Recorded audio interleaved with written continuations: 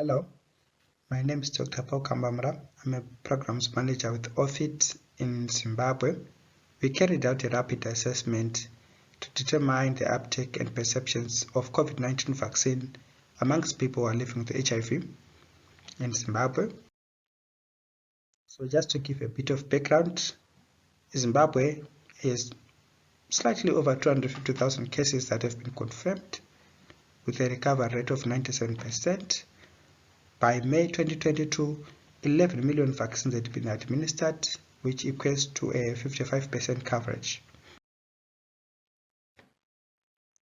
As OFIT, we are implementing a COVID Go program that is supported by SAT Zimbabwe and PEPFAR.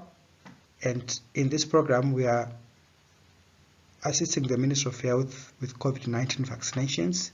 The graph on the right is just to show us the national performance, which is the percentage which are in blue, compared to the Chitungisa district where we carried out the rapid assessment. As you can see in red, coverage for first, second and third doses were low when you compare to the national average. This was the main reason why we then decided to carry out this rapid assessment in Chitungisa. Looking at the methods, our primary objective of the rapid assessment was to identify the factors that would be associated with vaccine uptake amongst people who are living with HIV in Chitungisa, with a secondary objective to determine myths and misconceptions around the COVID-19 vaccine among people who are living with HIV. So we did convenience sampling, and with 361 clients were interviewed. These were clients who are in care, and this was between April to May 2022. We used a questionnaire that we had adapted from the CDC Vaccine Confidence Survey question bank. So looking at our results, our sample size was 361. The median age was 40.5 years with an interquartile range of 14 years.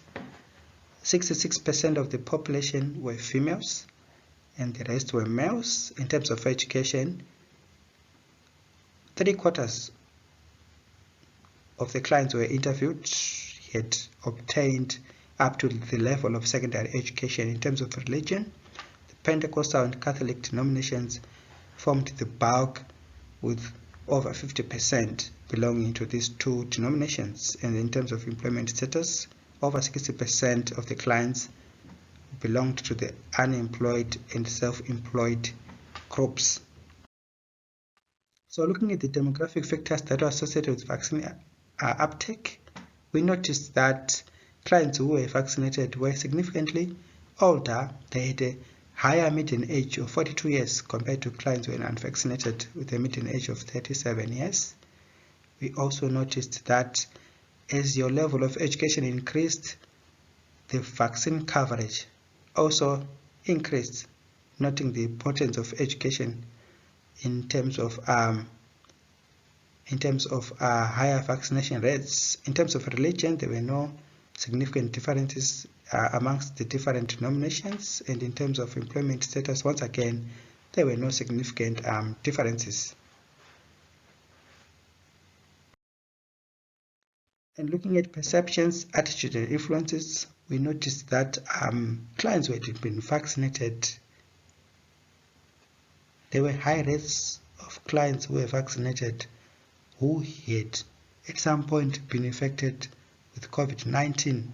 So previous COVID-19 infection was significantly associated with increased vaccine uptake.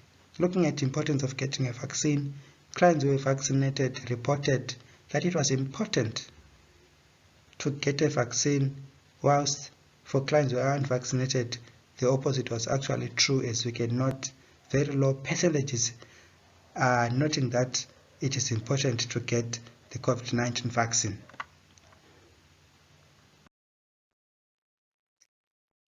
With regards to concern about getting COVID-19, there was high perceived susceptibility of getting COVID-19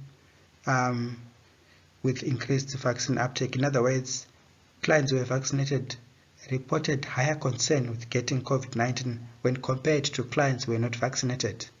Then looking at our recommendation, we noted that clients who were vaccinated over 75% had been recommended by healthcare worker to get vaccinated, compared to 52% in clients who were not vaccinated.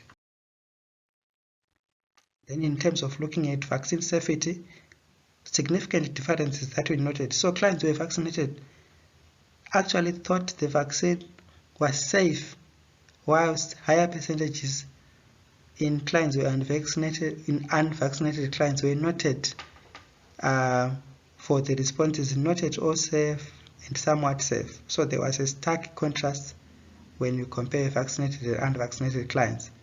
In terms of friends and family, so we also noted that those who were vaccinated had higher higher proportions of family and friends who had actually been vaccinated, compared to unvaccinated clients who reported lower percentages. Then clients who were vaccinated also reported having higher trust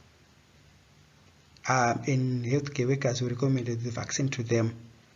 And we also noticed that the main reason why people would not get vaccinated was due to fear of side effects and negative vaccine information and religion, which made the top 3 answers in our survey.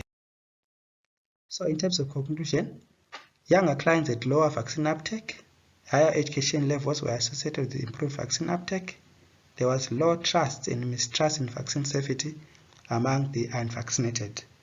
Hence, this led us to the recommendations that we need to do targeted patient education on the vaccine with adequate information on its contents, potential effects.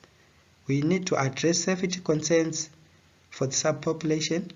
We need to utilize social media more to increase vaccine information and to dispel myths and misconceptions. And some of the myths that we got was COVID would cause infertility, COVID is not meant for people who are living with HIV, COVID would cause you to die within 2 years if you got the vaccine, and COVID was a biblical mark of the beast.